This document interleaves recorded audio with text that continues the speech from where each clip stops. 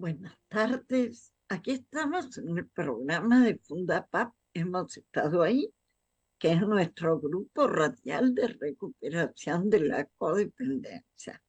Les recordamos que también salimos por Facebook Live.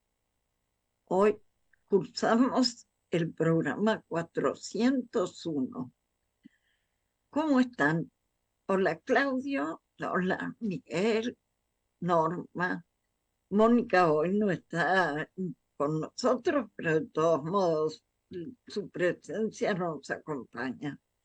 Y tenemos una invitada, que es nuestra querida Miriam Galván, también coordinadora de Fundapap, con quien hablaremos de un tema bastante común en la codependencia, que es la adicción al drama. ¿Qué tal, Miriam? Lindo Hola, tenerte buenas con tardes. nosotros. ¿Qué tal? Un placer estar con ustedes, como siempre. Bueno, gracias. A pesar de los temas técnicos, acá estamos. Y que Hola, fueron hola, difíciles.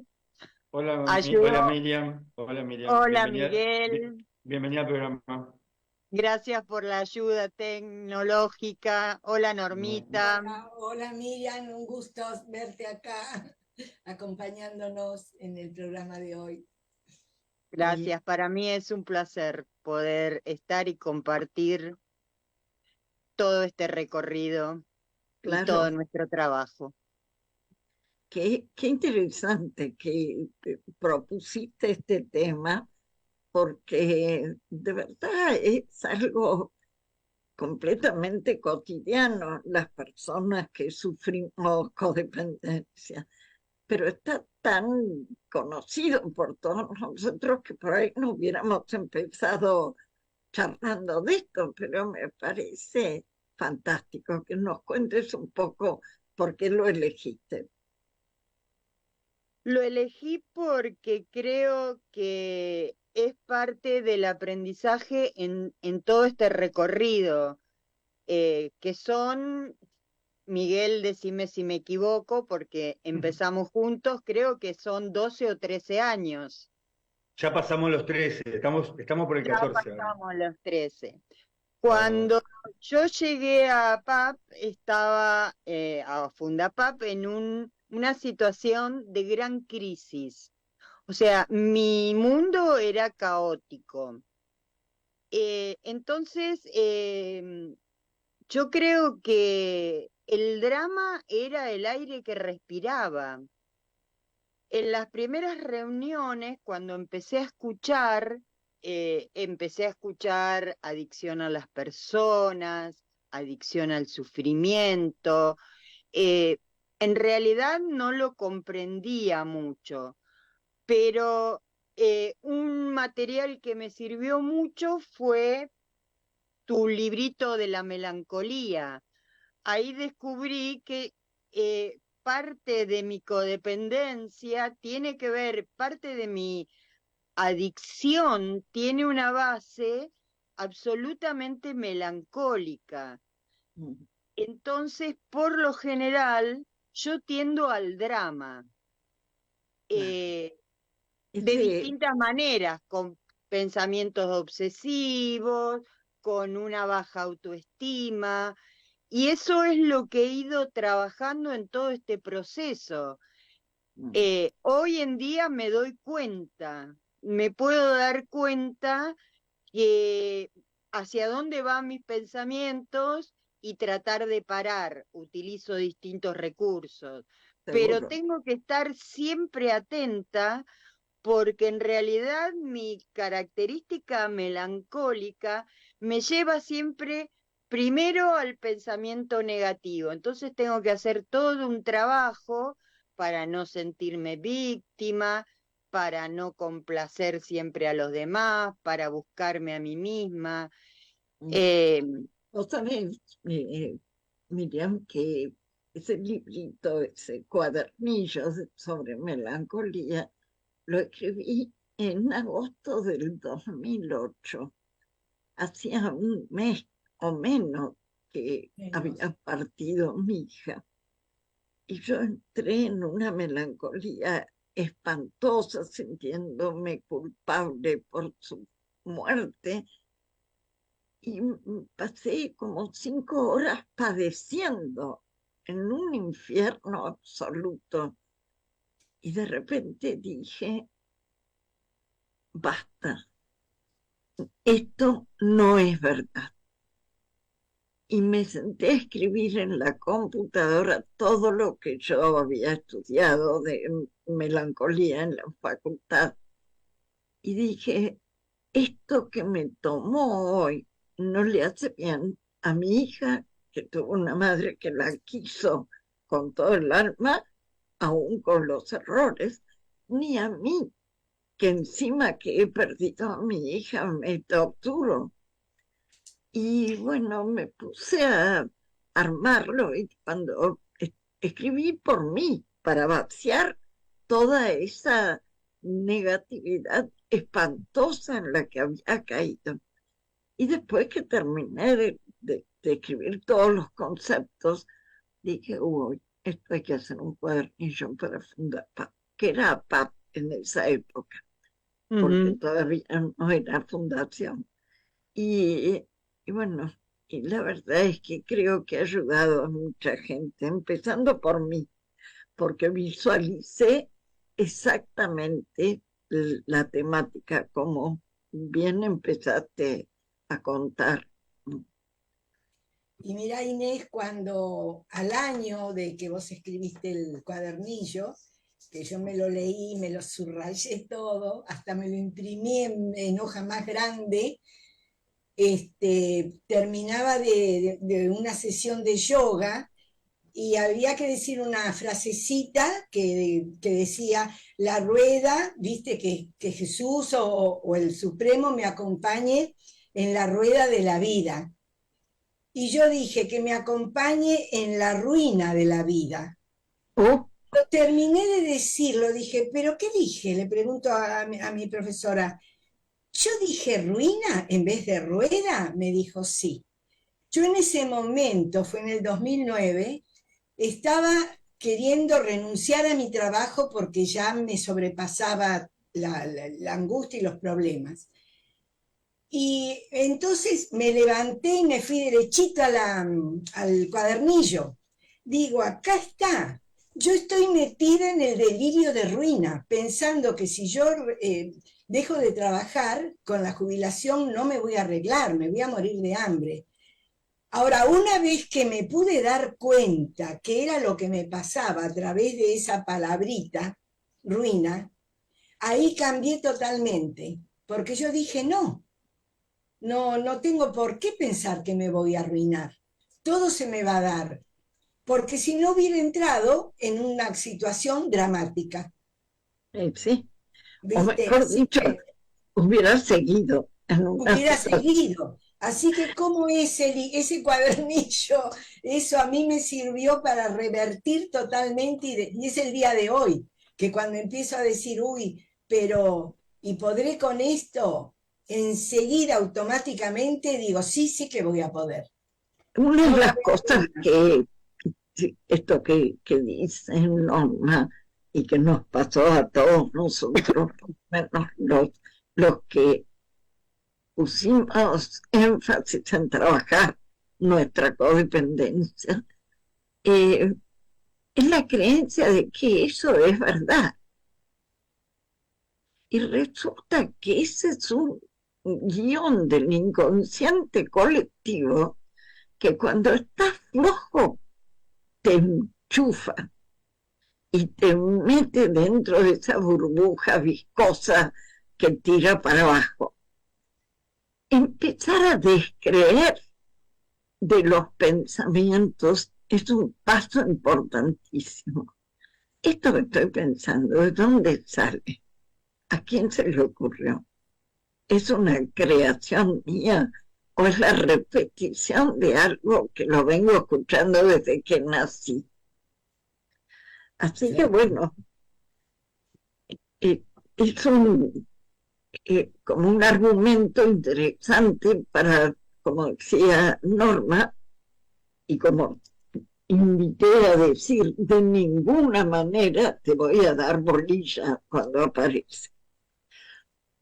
A mí es una técnica que me da mucho resultado, el de ninguna manera.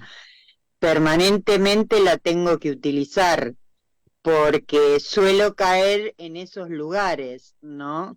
Y entonces allí el de ninguna manera me permite empezar a trabajar o volver a mí misma. Bueno, a ver, ¿qué me está pasando? Eh, ¿Cómo me estoy sintiendo? ¿Me estoy sintiendo víctima? ¿Me estoy sintiendo enojada? Pero me lleva a hacer un trabajo absolutamente distinto. Me lleva al que empiece por mí, entonces empiezo a rever. Es muy, muy interesante el poder parar. Yo utilizo el de ninguna manera y utilizo muchas veces el respirar. Sí, Eso me permite conectar y parar en el momento. es una de las Porque técnicas que sugiero también en el cuadernillo. Y lo bueno de todo esto es darnos cuenta de que la melancolía está en el folclore de nuestra cultura. Está en el tango, está en las eh, canciones folclóricas y está en el discurso cotidiano de la sociedad. Yo recuerdo que tenía una paciente que en la dictadura se fue a vivir a España y cuando volvió la democracia se vino.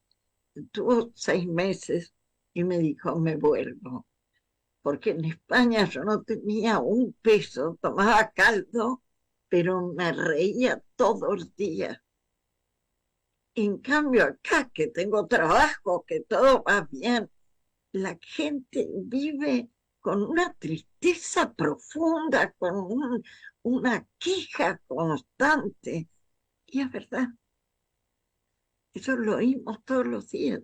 Y ser pobre y ser desgraciado es casi honroso. Es tremendo. sí, además, en mi caso, la melancolía y el empezar a darme cuenta, empezar a aceptar, me llevó también a ver todos estos conceptos erróneos que tenía. Uno de ellos era con que estaba bueno amar demasiado. Eh, Nunca era suficiente. Y ahí empecé a entender que una de las problemáticas y mi melancolía me llevaba a creer que si yo amaba y complacía sin límites, iba a ser correspondida de la misma manera. Ese vacío y ese dolor se iba a tapar. Y eso no ocurre No, hasta que empecé a darme cuenta que, bueno, el amor romántico y el amar por sobre todas las cosas más a los demás que a uno mismo, era el camino equivocado. Ahí tuve que empezar por mí, a esto- ver qué necesidades tenía yo que no lograba cubrir, cuáles eran mis vacíos, cuáles eran mis dolores, que me llevaban precisamente a ese tipo de creencias, a ese tipo de pensamientos, hasta empezar a entenderme. incluso a enfermedades somáticas, ¿no? Porque como esta densidad se pone en el cuerpo. ¿No? Ujú. Y vos ibas a decir algo, Miguel. No, no, pero Ah, puedo aprovechar la pregunta. Entonces, bueno, tenemos un par de saluditos de Verona, que nos dice, hola, gracias por sus programas, me ayudan mucho, siempre en momentos difíciles. Y Luis Cabullo dice, hola equipo, qué lindo verla a Miriam y qué lindo tema trajo para trabajar. sí, Entonces, realmente. aprovechamos también, y la gente que está escuchando el programa en vivo, si tiene ganas de hacerle alguna pregunta a Miriam, aprovecharla que está acá presente después de toda esta trayectoria, este trabajo, ¿no? Este camino recorrido, y si tiene algo para preguntarle, ¿no? ¿Te parece, Miriam? Sí, sí, Muy- eh, lo que les interese para mí ha sido un proceso, un Excelente. largo proceso en el que continúo día a día y todavía descubro mis zonas oscuras que me niego a sacar, las trato de darle luz, de convivir con ellas, de aprender, de no usarlas para dramatizar. Ujú. Sí, hay algo que es muy importante conocer, y es que la melancolía es una afección narcisista. Nosotros hablamos de los perversos narcisistas como gente que piensa solo en sí mismo, pero el melancólico está autocentrado en su dolor. No es que esté pensando en conseguir cosas buenas para sí como el perverso narcisista, pero está todo el día vibrando en una dimensión de angustia, de tristeza, de negrura, ¿no? Todo negro, todo perdido, todo mal, es una frase que parecería que cubre las expectativas de toda la vida de un melancólico, ¿no? Y Además, en mi caso me conduce, me conduce siempre a determinado tipo de pensamientos ese narcisista. Cuando yo escucho, escucho siempre desde ese lugar, no desde el real. Entonces, si el otro me dice algo, yo lo valoro en función de ese dramatismo, de esa historia, de esas partes oscuras y narcisistas que no suelo manejar y tengo que hacer un gran trabajo para así escuchar es, lo que me dice el otro y no a lo que me lleva mi pensamiento y mis construcciones. así es, totalmente. Pero lo bueno es que en la medida en que uno es consciente de esto, puede trabajar, ¿no? Y la calidad de vida se modifica en un 90%, no digamos 100, porque esos rincones oscuros quedan siempre, pero un 90% de mejoría es otro mundo en el que se puede vivir.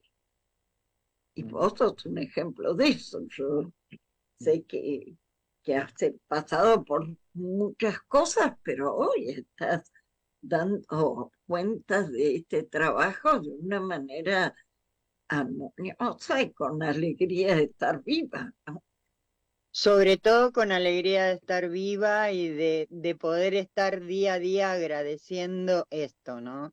El agradecer cuando me despierto, el agradecer la vida, porque además he pasado por enfermedades muy graves. Entonces, esto también ha sido parte del Seguro. aprendizaje y de la enseñanza.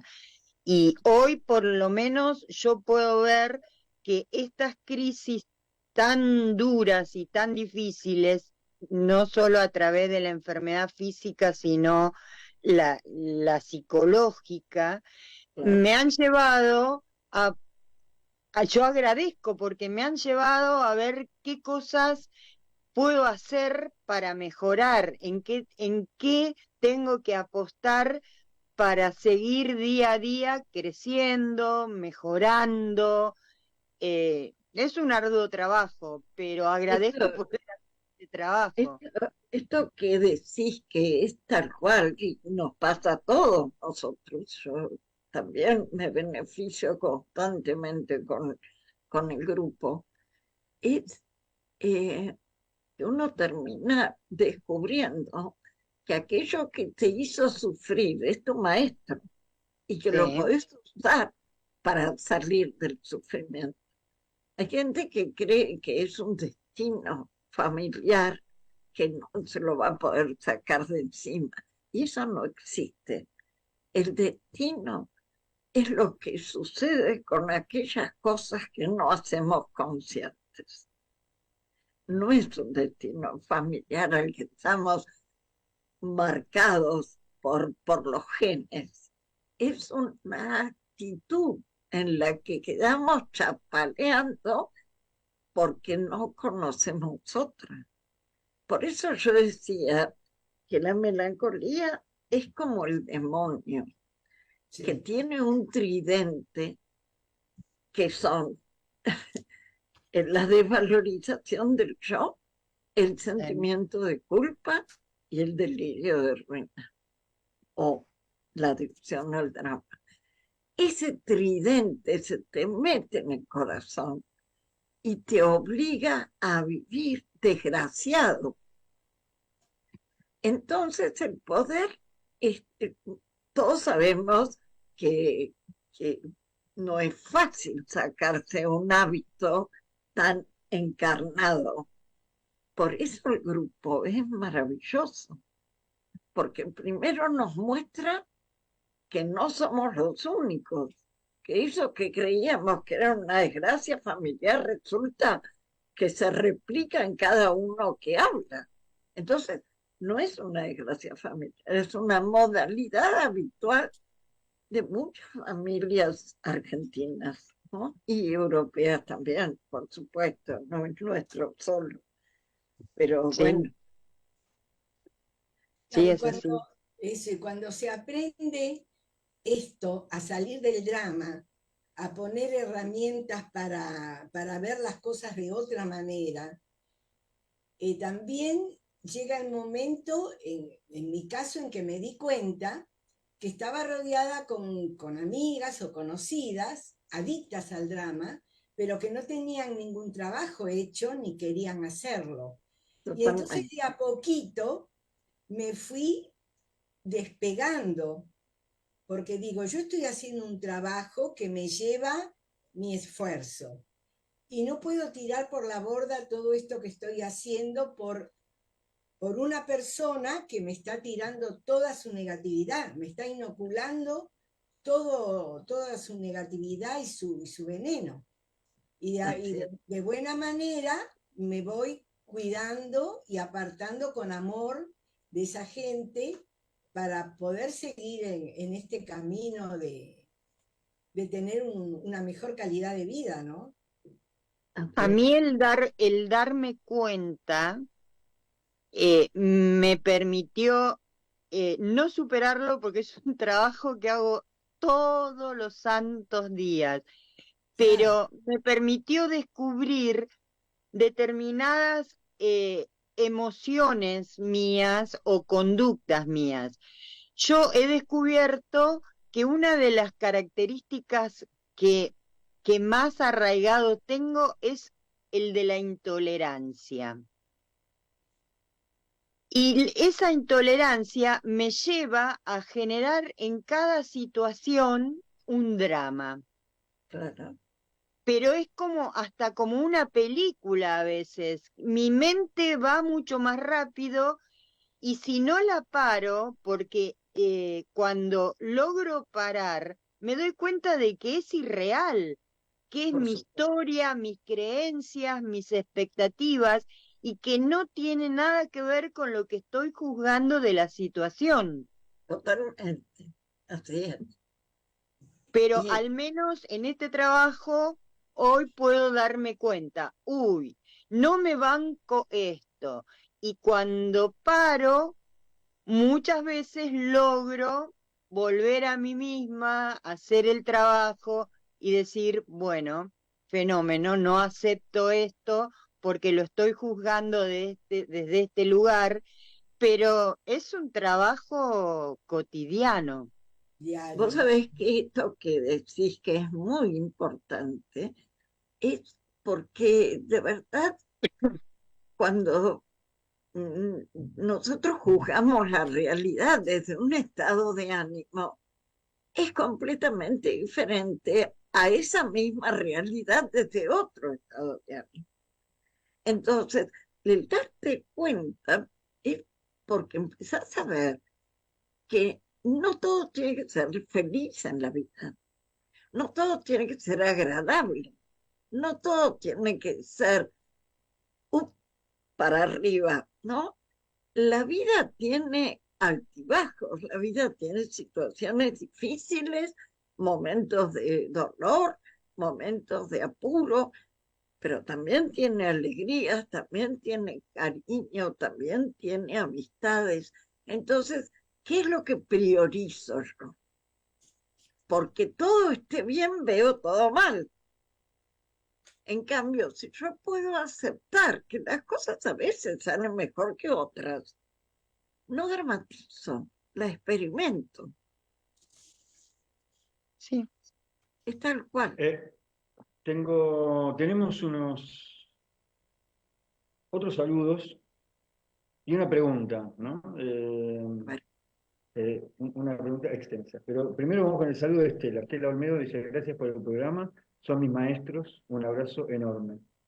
gracias. Y Brindella Devi Dasi pregunta, con mi esposo logramos vivir en un lugar soñado, lleno de una paz hermosa, con una comuna hermosa en la sierra. Pero mi hijo de 24 años se ha quedado en la ciudad por deducción propia. Tiene su trabajo, su pareja y estudios. También quedó mi viejita en un geriátrico. Los visito cada 3 meses, pero a veces siento que los dejé y me invade el miedo y la culpa. Me siento egoísta por elegir ser feliz. Y la Ah, pregunta es, ¿cómo puedo aprender a convivir con eso? bueno, cualquiera de nosotros te puede contestar la experiencia propia, ¿no? El agradecer es el primer paso para dejar de sentirse culpable. Agradecer que yo puedo estar feliz me permite tener una sonrisa para el que me necesite. Si yo, por culpa, me someto a la desgracia, genero esa negatividad en mi entorno. Entonces, ¿a quién le hago bien? No le hago bien a nadie. Una persona mayor que está en un geriátrico ha vivido su vida como ha podido y está en un momento de su historia donde si está ahí es porque no puede estar en otro lado. Y cualquiera de nosotros puede llegar a terminar en una situación así y tendremos que aceptarlo llegado el caso. Por eso yo digo muchas veces, no creamos en esa frase de que si reímos hoy vamos a llorar mañana. Reí hoy, porque igual mañana cuando toque llorar, si no reíste va a ser todo llanto. En cambio, si reíste, quiere decir que tenés experiencias amorosas y agradables donde refugiarte. Creo que Yo, se me ocurre, teniendo en cuenta el programa de hoy, el tema, ¿no?, de la dramatización, de vivir las cosas en forma dramáticas, también hacernos cargo de nuestras decisiones, ¿no? Cuando nos victimizamos por nuestra decisión, de alguna manera estamos dramatizando algo que elegimos, algo que en algún momento, si decidimos mudarnos, cambiarnos de trabajo, dejar la pareja, todo lo que tenga que ver con una situación de dejar, de soltar, hay que velarlo, ¿no? Y cuando aparece este sentimiento de culpa es porque todavía es una situación que no se dueló.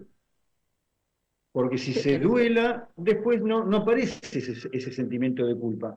Entonces, cuando aparece el sentimiento de culpa, es una clave también para, un hecho para victimizarnos, ¿no? Y ¿qué es lo que pasa, Miguel? Esto que decís que es muy importante, es la diferencia entre duelo y melancolía. El duelo sufre un dolor, lo atraviesa y lo deja ir.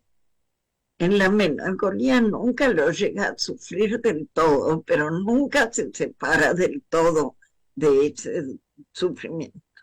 Entonces, para diferenciar, hay que respirar hondo y decir, soy merecedor de las bondades de la vida, como dice el Solo por Hoy.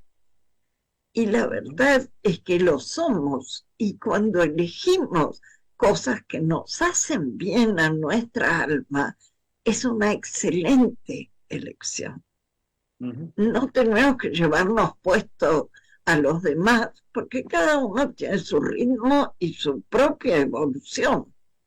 Ujú. pero ponerse contento de lo que uno logró es fundamental y para eso agradecer desde que nos levantamos todo lo conseguido.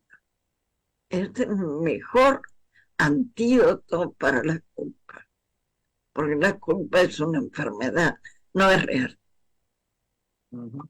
Sí, yo suelo repetirme mucho una frase que usamos mucho, que es que el dolor es inevitable, pero el sufrimiento es opcional.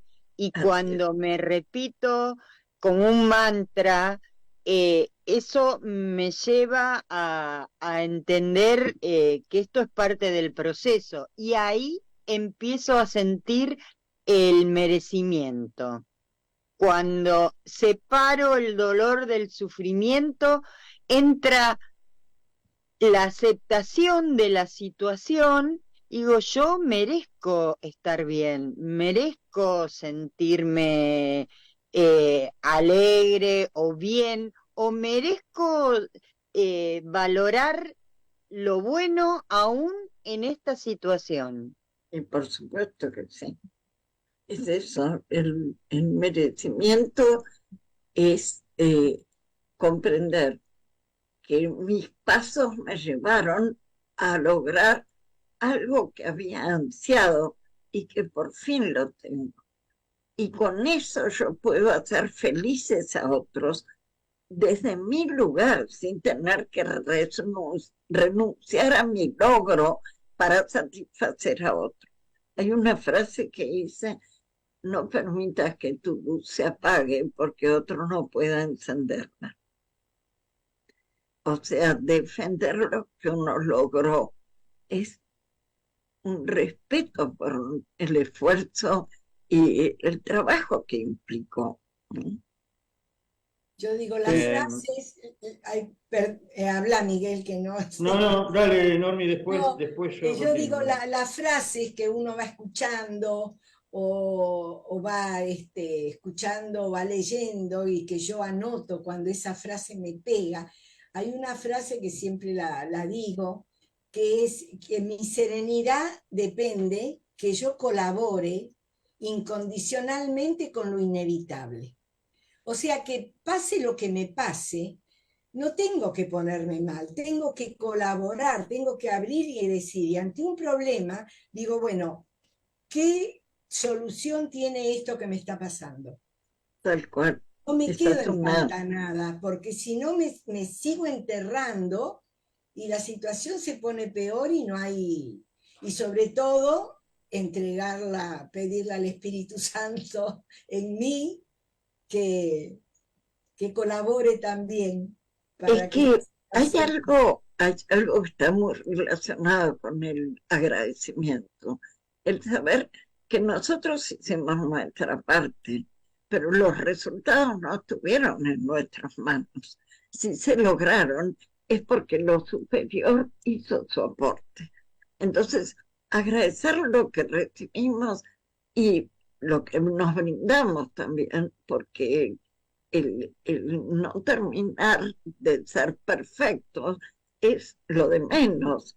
Lo que importa es integrar todas nuestras partes y dejar de quejarnos de otros y mirar qué es lo que me pasa a mí, cómo puedo modificarlo. Y eso solo es un trabajo maravilloso en esta vida. Ujú. Miguel, Voy a comenzar por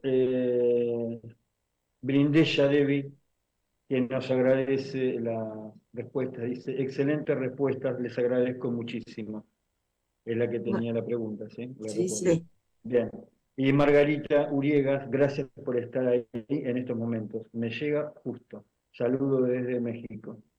Vale, Dolgay, qué lindo verlos hoy. Y Silvia Contino, buenas tardes. Muy buen tema. Abrazo. gracias a todos, gracias. Eh, yo siempre bendigo mi melancolía, porque fue la que me fue llevando de un lado al otro para ver cómo solucionarla. Empecé por estudiar psicología, por analizarme.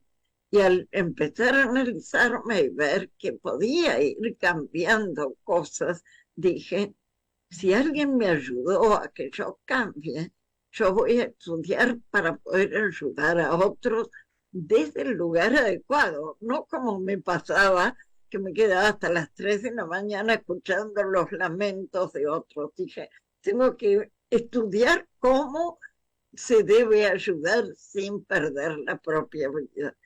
Y bueno, poco a poco fui terapeuta, sigo siendo de hace casi 50 años, y con Mónica, pues, esto nos ocurrió, o esto le ocurrió a ellos y me invitaron a iniciar estos grupos que llevamos 24 años largos, y realmente fueron como la frutilla del postre para mi melancolía, porque la tengo a raya gracias al trabajo de los grupos. El estar constantemente en conexión con los recursos que tenemos a disposición hace que la felicidad se manifieste de una, de una manera tangible. Sí, en mi caso, por ejemplo, es como lo dije anteriormente, es un trabajo cotidiano. Y, por ejemplo, lo veo en muchas actitudes mías y veo cómo voy modificando. Por ejemplo, hoy en una situación donde la tecnología, mucho antes de entrar a la reunión, eh, me superaba porque necesitaba hacer unos trámites bancarios y no había manera de realizarlos. Fui al banco, vine, me dieron las explicaciones, me dieron la fórmula como para solucionar el tema, y en un momento determinado, acá en casa tratando de hacerlo, no lo lograba. Y me empezó a invadir esa cuestión dolorosa: no vas a poder, no vas a poder, no vas a poder, y me di cuenta que hasta tenía deseos de llorar. Entonces, en un momento dado, lo llamé a Manuel, que es mi pareja, y le dije, estoy sacada, necesito ayuda. Muy bien.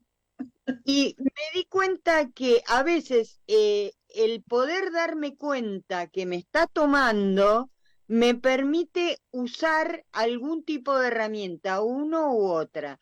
Seguro. Antes, con mi narcisismo no me lo permitía. Yo Claro. tenía que solucionar todo, las cuestiones negativas me las guardaba y las arrastraba conmigo. No, y no solo eso, sino que el ser el peor de todos, como uno se sentía en esos estados, tenía casi un orgullo de casta. Sí. No soy el mejor, pero al menos soy el peor de todos. Una desgracia absoluta que nos tomaba. Así Sí, que, además a veces uno escucha respuestas como en ese momento Manuel me contesta, bueno, Miriam, no es tan sencillo, no te des, a ver, ya vamos a encontrar la manera, si no es por aquí, va a ser por allá. Y después que hablé con él, volví a tratar de hacer el el trámite y trámite, lo logré. ¿viste? Y lo logré ¿Viste? hacer yo. Entonces fue una sensación de mucho agrado, mucho Claro, agrado, claro que sí. porque no me venció la víctima y la Tal cual. dramática, sino Y que que, pude dar ese paso. por supuesto, es que la víctima solo puede reparar su historia dándose cuenta y cambiando, porque si no muere víctima, porque no hay nada que alimente más la tristeza y la agonía de estar vivo que sentirte víctima y lastimada por todos los demás, como si los demás te tuvieran solo a vos como blanco para atacar, ¿no? Cosas narcisistas que pueden con la vida armoniosa que uno se merece. Sí, la verdad que es un tema fantástico y te agradecemos mucho que lo hayas reflotado porque Sí, creo que esta melancolía, esta falta de respeto por uno mismo, ese sentimiento de culpa porque yo me siento culpable, no debo ser tan malo, es una desgracia. Es como una tranza perversa que nos deja ahí agonizando. Y, y la verdad es que la vida tiene muchas caras, muchas facetas, pero los demás también las pasan.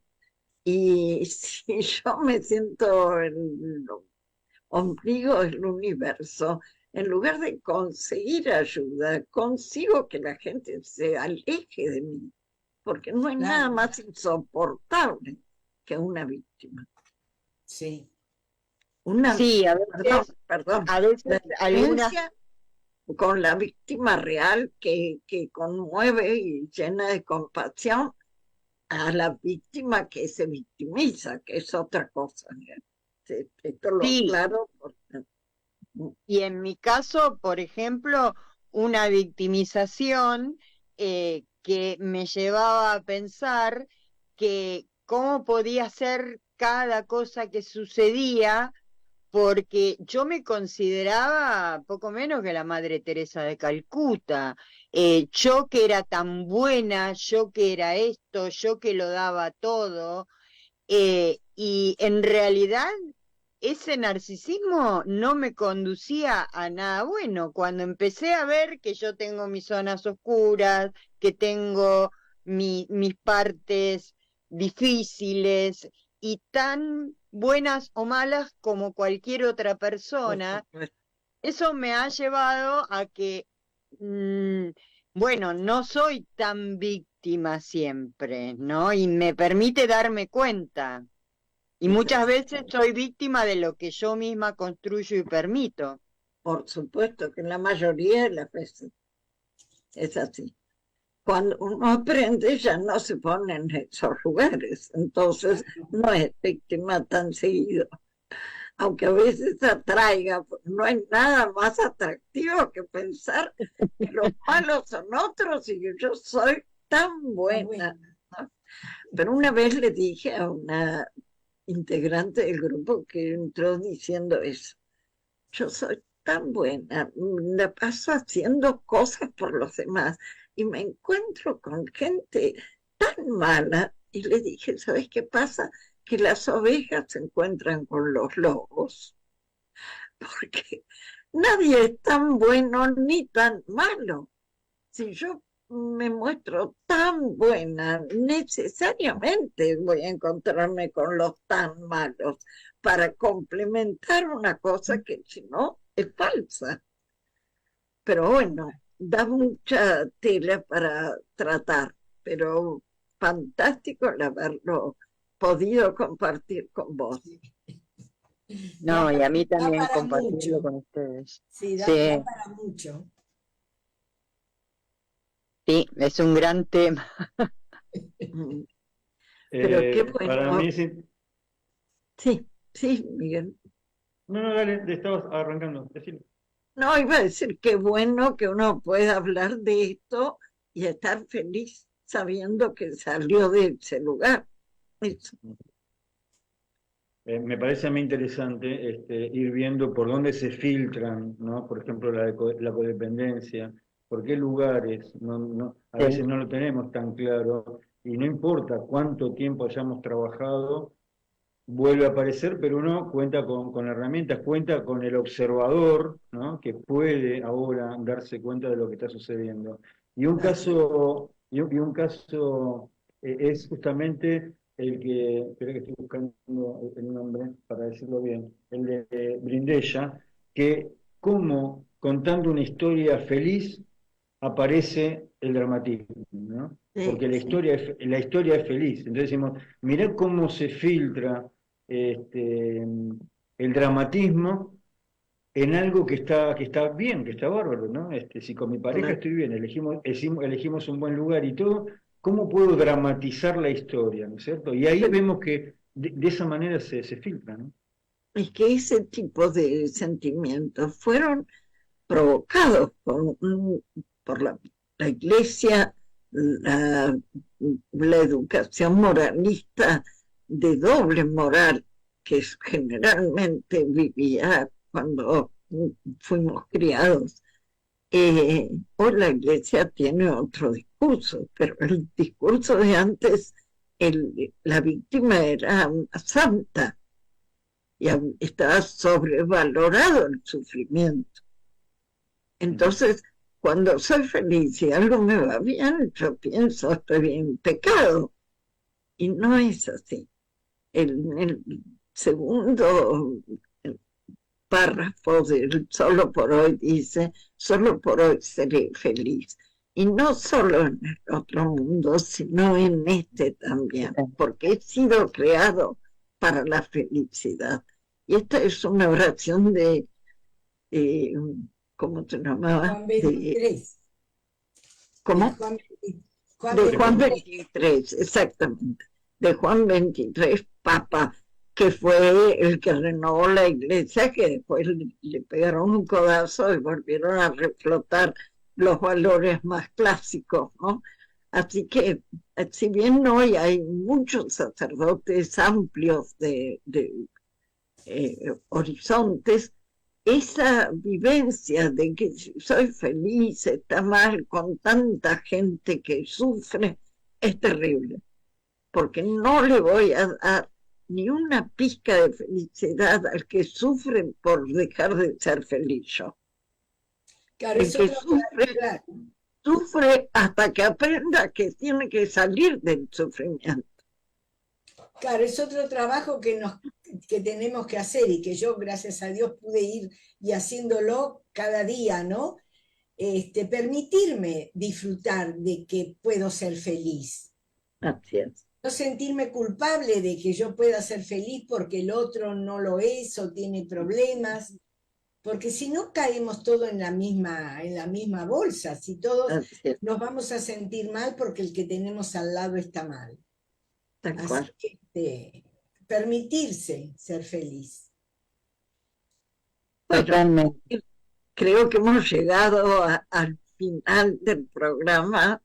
Sí, Agradecidos sí, por tu visita, porque fue muy lindo. Es muy lindo que los coordinadores que importan tanto para el beneficio de tanta gente tengan visibilidad, que se los conozca, que se pueda saber cómo son sus vidas. Así que te agradecemos enormemente tu No, yo presencia. agradezco la invitación y esto de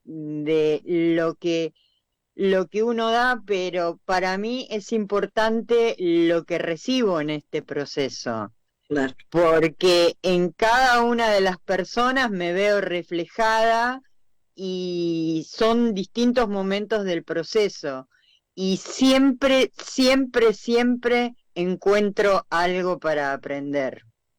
sí. Así bueno, que gracias por la invitación, para mí ha sido un placer. igualmente, mi querida. Eh, Nos vamos despidiendo, Miguel. Sí, vamos a agradecer a todos los que estuvieron en el chat y nos Sí. saludaron. Gracias también, Miriam, por la visita. De mi parte, No, gracias. de nada, Miguel. Y los saludos de Verona, de Luis Cabulio, de Estela Olmedo, Brindella de Vidasi, Margarita Uriegas de México, Vale Dolgay y Silvia Contino. Todos ellos en el chat saludamos. A todos ellos un abrazo y ánimo. Solo el amor es real, como dice Estefano Cartavia. Animémonos a ser felices. Un beso muy Animémonos. Un grande. abrazo para todos. Un Bueno, abrazo, Normita. Un abrazo, Norma, Miriam. ¿querés decir vos la oración hoy? Bueno, cómo no. Señor, concédeme serenidad para aceptar las cosas que no puedo No cambiar. puedo cambiar. Valor para cambiar aquellas que puedo y sabiduría para Sabiduría para reconocer la reconocer la diferencia. diferencia. Bueno, Buena semana gracias. para todos. Buena semana para todos. Besos para todos. Gracias, Claudio. Gracias, Lili. Y a todos ustedes los vemos la próxima semana.